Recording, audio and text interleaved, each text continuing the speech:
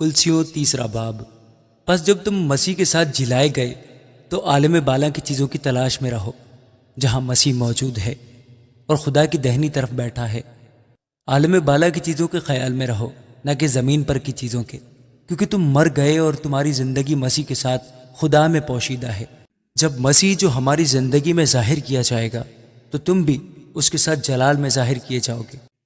پس اپنے ان اعضاء کو مردہ کرو جو زمین پر ہیں، یعنی حرام کاری اور ناپاکی اور شہوت اور بری خواہش اور لالچ کو، جو بت پرستی کے برابر ہے، کہ انہی کے سبب سے خدا کا غضب نافرمانی کے فرزندوں پر نازل ہوتا ہے۔ اور تم بھی جس وقت ان باتوں میں زندگی گزار رہے تھے اس وقت انہی پر چلتے تھے، لیکن اب تم بھی ان سب کو، یعنی غصہ اور قہر اور بدخواہی اور بدگوئی اور منہ سے گالی بکنا چھوڑ دو۔ ایک دوسرے سے جھوٹ نہ بولو، کیونکہ تم نے پرانی انسانیت کو اس کے کاموں سمیت اتار ڈالا اور نئی انسانیت کو پہن لیا ہے، جو معرفت حاصل کرنے کے لیے اپنے خالق کی صورت پر نئی بنتی جاتی ہے۔ وہاں نہ یونانی رہا، نہ یہودی، نہ ختنہ، نہ نامختونی، نہ وحشی، نہ سکوتی، نہ غلام، نہ آزاد، صرف مسیح سب کچھ اور سب میں ہے۔ پس خدا کے برگزیدوں کی طرح جو پاک اور عزیز ہیں، دردمندی اور مہربانی اور فروتنی اور حلم اور تحمل کا لباس پہنو۔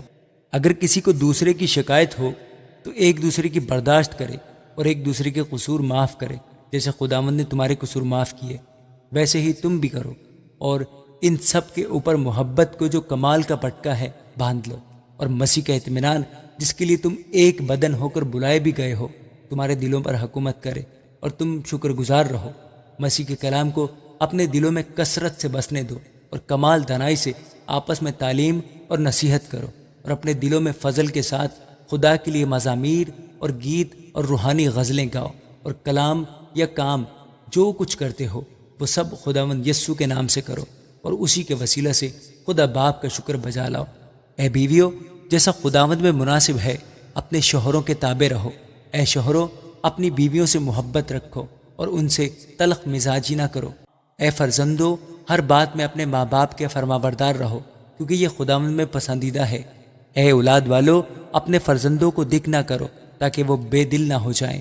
اے نوکرو، جو جسم کے روح سے تمہارے مالک ہیں، سب باتوں میں ان کے فرما بردار رہو، آدمیوں کو خوش کرنے والوں کی طرح، دکھاوے کے لیے نہیں، بلکہ صاف دلی اور خدا کے خوف سے جو کام کرو جی سے کرو، یہ جان کر کہ خداوند کے لیے کرتے ہو، نہ کہ آدمیوں کے لیے، کیونکہ تم جانتے ہو کہ خداوند کی طرف سے اس کے بدلہ میں تم کو میراث ملے گی۔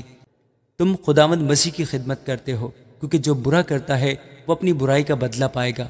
وہاں کسی کی طرفداری نہیں۔ آمین۔